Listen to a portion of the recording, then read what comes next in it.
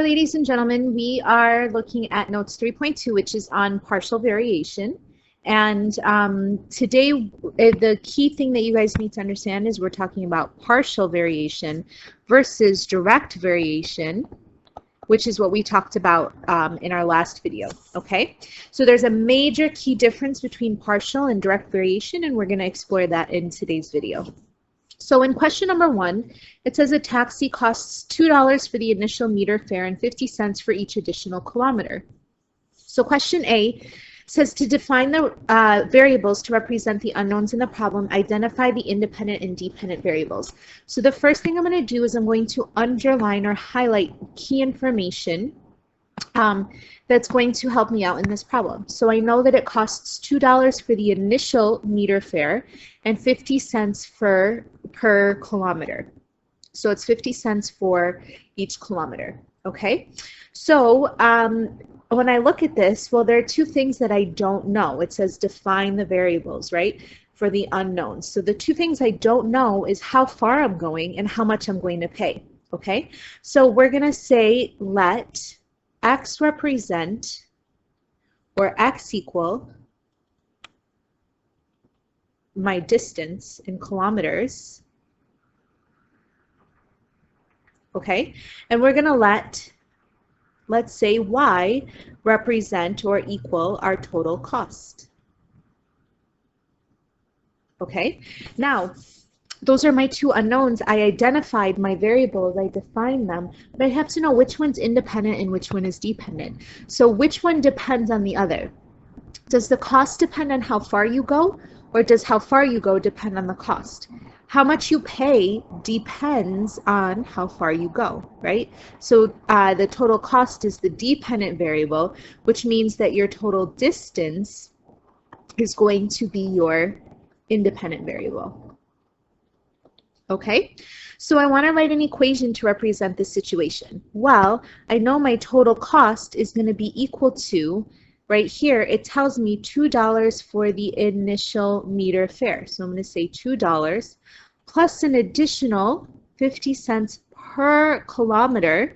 And right here, the number of kilometers is represented by x. So it's y equals 2 plus 0.5x.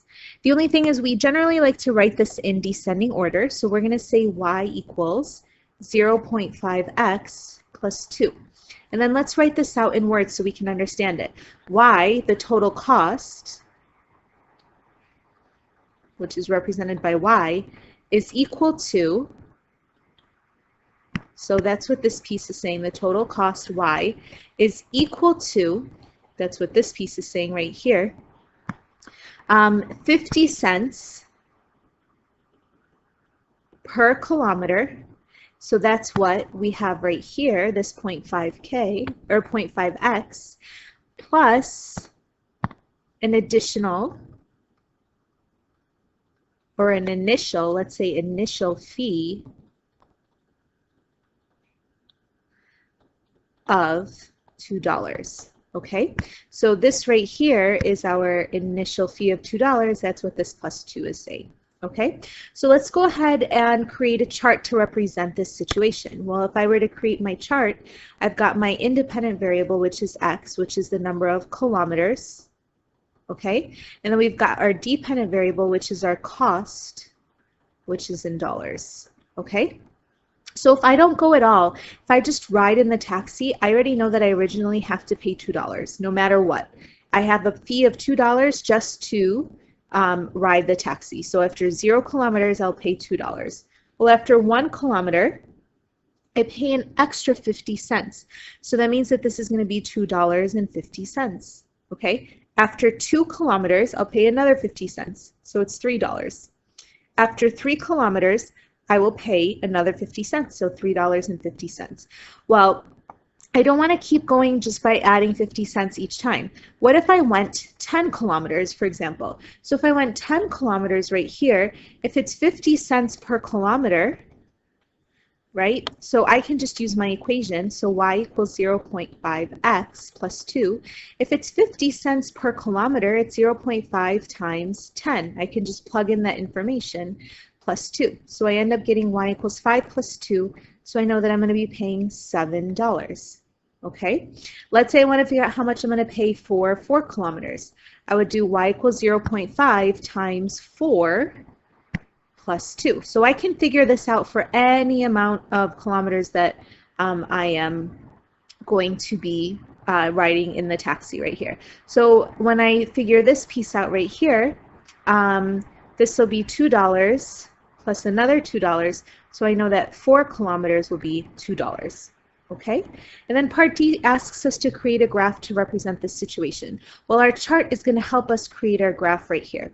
So if you take a look right here, we know our independent variable always goes on the x-axis, and we know our dependent variable always goes on our y-axis. Well, our independent variable we defined is going to be our, right here it says our distance. So on the x-axis I'm going to label distance, but I have to label the unit, so the distance is being measured in kilometers. Okay? And on the y-axis, right here, our dependent variable will go on the y-axis, and we know our dependent variable right here is the total cost.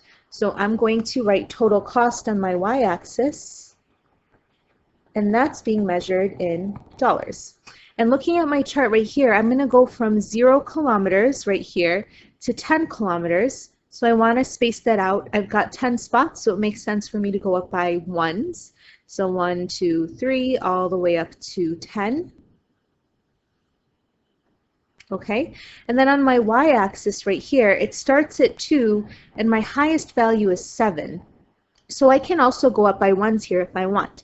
So 1, 2, 3, again, all the way up to 10. So part of the challenge is figuring out how you want to space out your graph so you can fit in all your data values. So you're going to have to do some thinking for that, okay? So I know that when I go 0 kilometers, I'm going to pay $2. So I'm going to graph that out. 0 kilometers right here, I pay $2 right here. Okay, I know that if I go 1 kilometer, I'll pay $2.50. I know that if I go 2 kilometers, I'll pay $3. If I go 3 kilometers, I'll pay $3.50. If I go 10 kilometers, I'll pay $7. And if I go 4 kilometers, I'll pay $4. I apologize for that. This should say $4, not $2. So if I go 4 kilometers, I will pay $4. Okay, so let's go ahead. Let's just fix this on the side right here. We'll say y equals 4 right here. Sorry about that. So let's go ahead and connect our dots. Now, because it's a constant rate, we are going to have it go up at as a straight line. If our rate was not constant, then we wouldn't have it go up as a straight line. Okay, so let's go ahead and graph this out and see what it looks like. So this is what my graph will look like right here. Okay, and then the last thing I'm going to do is I'm going to write my equation on my graph so I know what equation is represented on the graph. So I'm going to say y equals 0.5x plus 2. Now here's our example of partial variation. It's very similar to direct variation, but the difference is, if you look at the graph right here versus the graph that we did in our last video, if you look at this graph, compare the way that this graph looks right here to the graph that we just completed, you should maybe hopefully notice something is different here. So based on that, I want you to answer question number E on your own. This is an example of partial variation. What do you think it means to have partial variation, or what's different about partial variation versus direct variation? Think about that, write down your answer, and then come back to me and see if you get the same answer as me. Okay, so you should get that the partial variation versus direct variation, remember we said direct variation always starts at the origin. If you remember, we said that, that's key. However, if you notice right here, we did not have a situation where it starts at the origin. It did not start at 0, 0. It actually started at 0, 2. So that's the difference between partial and direct variation. Partial variation still is going to have a straight line or a constant of variation, but it's going to start somewhere other than the origin. So partial variation is like direct variation, but there is always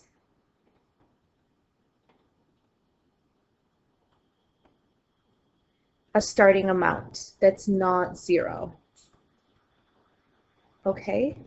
So I want you to add this in on top of your answer that you wrote down. Okay, so let's go ahead and write out formally what partial variation means. So before, when we had direct variation, we had y equals kx. When we have partial variation, we have y equals mx, and m and k are basically the same thing, but there's an initial value, okay? So it still has a constant rate right here.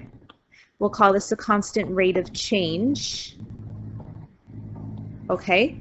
Or we also can call it the constant of variation. Same exact meaning, and then we're actually going to call it something new next time I see you guys. All of these are all interchangeable. This is what the m represents in your equation right here, okay? And then we also have an initial value, a starting amount, okay? And that's key right here. And that's what the b represents right here. Okay, so that's the difference. This is +0. Nothing is being added on. We just don't write the +0, right? Here, something is being added on. Okay, so let's take a look at question number 2. Find the missing values that will allow y to vary partially with x. So if you notice right here, when x first starts at 0, y does not start at 0. So this right here automatically tells me it is not direct variation. It's partial, because this is my my starting amount. Okay, so question B says identify the initial value. So our initial value, and the letter that we use for our initial value, if you remember, is B. So we're going to say B equals 6. Okay, so this again, we'll write this down. We'll keep writing this down until we get this really stuck in our brains. Initial amount is what B stands for. Now we need to find the constant of variation. So how much is it going up by? So in order to figure that out, I need to look at my chart right here. And we still didn't finish A, find the missing value. So let's go ahead and do that first. So right here, this is 6. When x went up by 1, y went up by 3. Here, x went up by 1 again. So that means that y will have to go up by 3 again, because we know it has partial variation. We know it's going up by a constant amount. So this should be 12. Okay, this went up by 1, so this should have gone up by 3. Okay, this went up by 1. My x's went up by 1, so the y's should go up by 3 again. So this should be 18. Okay, but this time the y's went up by 9. So if the y's went up by 9, how much should the x's go up by? Well, if this is in a ratio of 1 to 3, then this should be in a ratio of 3 to 9. They're equivalent ratios. So that means that my x went up by 7. Okay, so what's my constant variation? Well, every time x goes up by 1, y goes up by 3. So my constant of variation, we're going to say, is something called, this symbol right here means change, and it's a Greek letter, and it's pronounced delta. Okay, so we're going to say our change in y over our change in x is equal to 3 over 1, which is 3. Okay, that's our constant of variation. So m, because remember, a constant of variation is represented by m, is 3. Our initial amount is 6. Okay, so write an equation relating y and x in the form y equals mx plus b. So let's go ahead and do that. I know m is 3, and I know that b is 6, and then everything else just stays the same. So y equals 3x plus 6. Now let's make sure that this really works. So I'm just going to choose a random set of points, and I'm going to see if this works. Remember here, what this is saying is x equals 4, and what this is saying is that y equals 18. So let's plug it in. So if it's y equals 3x plus 6, I should get 18 equals 3 times 4 plus 6. So I should get 18 equals 12 plus 6. So I get 18 equals 18. It works for me. I'm good to go. Okay? So let's go ahead and graph out this relation. In order to be able to do this, we need to label our x value right here and our y right here. Okay? So I know that my x's right here are going to go from 0 to 7. So I think going up by 1s will probably be a good idea here.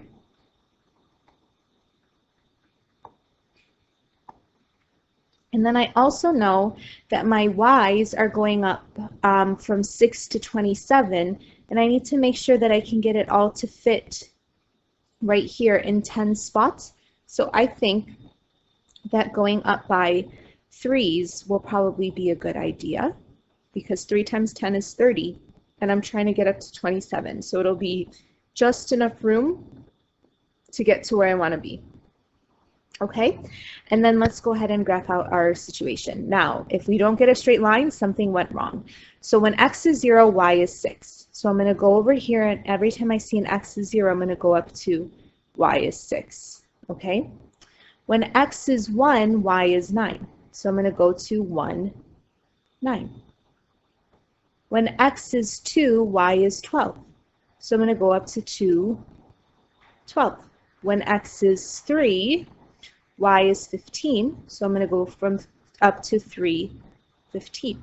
All right, a couple more. When x is 4, y is 18, so go to 4, 18. And then my last one is when x is 7, y is 27. Let's go ahead and connect our dots. When we connect our dots, we should end up getting a straight line right here, and we do end up getting a straight line. It's partial variation because it does not start at 0, 0. It starts here. So this initial value, so this is the initial value, which is what b is. This is, therefore, an example of partial variation. Okay? I hope you have a great weekend, and I will see you next time we have class.